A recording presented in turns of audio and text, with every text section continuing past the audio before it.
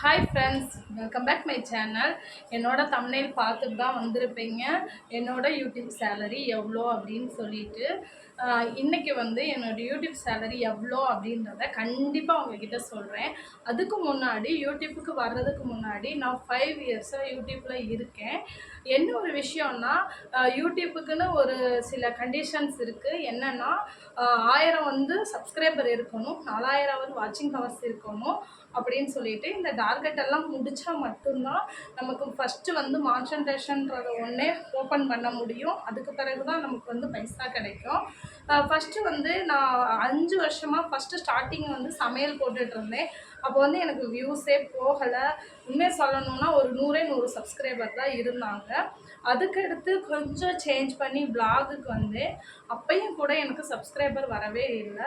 அப்புறம் ஷார்ட்ஸுன்னு ஒன்று விஷயம் வந்த பிறகு தான் அது கிட்டத்தட்ட இந்த ஒரு 1 இயர் 2 இயர்ஸாக தான் ரொம்ப ஃபேமஸ் ஆனது ஷார்ட்ஸு. அப்போ வந்து தான் வந்துட்டு எனக்கு இவ்வளோ சப்ஸ்கிரைபர் வந்ததுக்கு ரீசனே வந்து 4000 வாட்சிங் ஹவர்ஸும் கம்ப்ளீட் பண்ணதுக்கு காரணம்.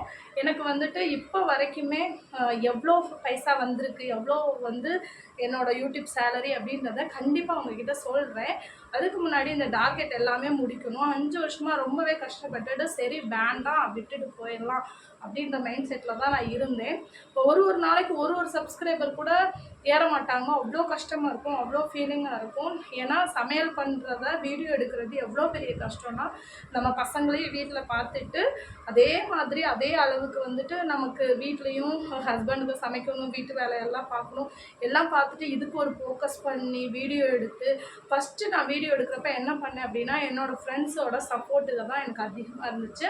ஃப்ரெண்டோட சப்போர்ட்னால் எப்படி சொல்லலாம் அப்படின்னா, அவங்க எல்லாம் சமையல் பண்ணுவாங்க. நான் அவங்க வீட்டில் போய் வீடியோ எடுத்துகிட்டு நான் அதுக்கு தம்ப்நெயிலு இந்த மாதிரி க்ரியேட் பண்ணி வைக்க ஆரம்பிச்சிட்டேன். யூடியூப் பற்றி ஒன்றுமே ஒரு நாலேஜ் கூட இல்லாத பொண்ணு தான் நான். ஃபஸ்ட்டு யூடியூப் வந்தோடனே ஒரு சப்ஸ்கிரைபரும் எப்படி கிடச்சாங்க அப்படின்னா, ரொம்ப ஒரு சப்ஸ்கிரைபர் அன்றைக்கி நைட் வந்துட்டாங்கன்னா எனக்கு அவ்வளோ சந்தோஷமாக இருக்கும். இன்னும் இவ்வளோ தான் இருக்குது, இவ்வளோ தான் இருக்குது, இவ்வளோ தான் இருக்குதுன்னே எனக்கு 5 வருஷம் ஆயிடுச்சு. ரெண்டாவது வாட்சிங் ஹவர்ஸ் வந்து 1 இயர் நம்ம வந்து 1 இயருக்கு 4000 வாட்சிங் ஹவர்ஸ் கம்ப்ளீட் பண்ணியிருக்கணும். இப்போ வந்து கம்மி பண்ணியிருக்காங்க. நான் பண்ணுற டயத்தில் 4000 வாட்சிங் ஹவர்ஸ் வச்சுருக்கணும். அப்போ வந்துட்டு அந்த டார்கெட்டை ஒரு வருஷத்துக்குள்ளே 4000 ஹவர்ஸ் முடிக்க முடியாது. அப்போ நெக்ஸ்ட் இயர் திருப்பி போயிடும். திருப்பி ஸ்டார்டிங்லேருந்து வரணும். சப்ஸ்கிரைபர் மட்டும்தான் நமக்கு அப்படியே இருக்கும். அப்படின்றப்ப எனக்கு ரொம்ப கஷ்டமாயிருச்சு. சரி நம்ம இந்த டார்கெட்க்கு வந்து பண்ணவே முடியாது அப்படின்னு சொல்லிட்டு அப்புறம் தான் எங்கள் வீட்டுக்காரர் வந்து நான் சப்போர்ட் பண்ணுறேன், நீ வந்து பண்ணு அப்படின்னு சொன்னாங்க. அதுக்கு பிறகு ரீல்ஸ் போட ஆரம்பித்தோம். ரீல்ஸ் போட்டு எங்களுக்கு வந்து உண்மையை சொல்லணுன்னா நிறைய சப்ஸ்கிரைபர் வந்ததை விட நிறைய நெகட்டிவ் தான். ஏன் அப்படி பண்ணுற, ஏன் இது பண்ணுற, ஏன் அதை பண்ணுற, உங்களுக்கு வேறு வேலை இல்லையா, மொபைல் திறந்தாலே உங்கள் தொல்லை தான், இதனாலே நான் மொபைலே பார்க்குறது இல்லை அப்படின்னு சொல்லி சில உறவுகள் அவங்க மட்டும்தான் எங்களை வந்துட்டு அப்படி பேசினாங்க. ஆனால் ஃப்ரெண்ட்ஸ் பக்கம் எங்களுக்கு நல்ல சப்போர்ட்டு. ஃப்ரெண்ட்ஸ்க்கு எல்லாருமே நீங்கள் பண்ணுங்கள், சூப்பராக பண்ணுறீங்க அப்படின்ற ஒரு நல்ல நெகட்டிவே கிடையாது. ஃபுல்லாக பாசிட்டிவ் தாட்ஸாக தான் எங்களுக்கு சொல்லி பூஸ்ட் பண்ணாங்க. அந்ததும் கொஞ்ச நாள் கழித்து அதுவும் அப்படியே ஸ்டாப் ஆகிடுச்சு. ரீல்ஸுமே போகவே இல்லை. அப்போ வீட்டில் வந்து எல்லாம் திட்ட ஆரம்பிச்சிட்டாங்க, நீங்கள் பண்ணுறது நல்லா இல்லை, தேவையில்லாமல் இது பண்ணிகிட்ருக்கீங்க அப்படி இப்படின்னு சொல்லிட்டு நம்ம திட்ட ஆரம்பித்தோடனே சரி இது வேண்டாம் அப்படின்னு சொல்லிட்டு நிப்பாட்டிடலாம் தான் நாங்கள் நினச்சிட்டு இருந்தோம். அப்புறம் தான் 4000 வாட்சிங் ஹவர்ஸும் கம்ப்ளீட் பண்ணியாச்சு. 1000 சப்ஸ்கிரைபர் இல்லை, இப்போதைக்கு நமக்கு 4500 சப்ஸ்கிரைபர் நம்மளோட ஃபேமிலியாக இருக்கும். மான்சன்டேஷனும் வாங்கிட்டோம். ஆனால் இப்போ வரைக்கும் எனக்கு சேலரி வந்து எவ்வளோ வந்திருக்கு அப்படின்னா, நம்ப மாட்டீங்க, வெறும் $18, அதாவது $18 தான் வந்திருக்கு. நமக்கு வந்து $100 வந்தால் மட்டும்தான் யூடியூப்பில் இருந்து சேலரியை எடுக்க முடியும்.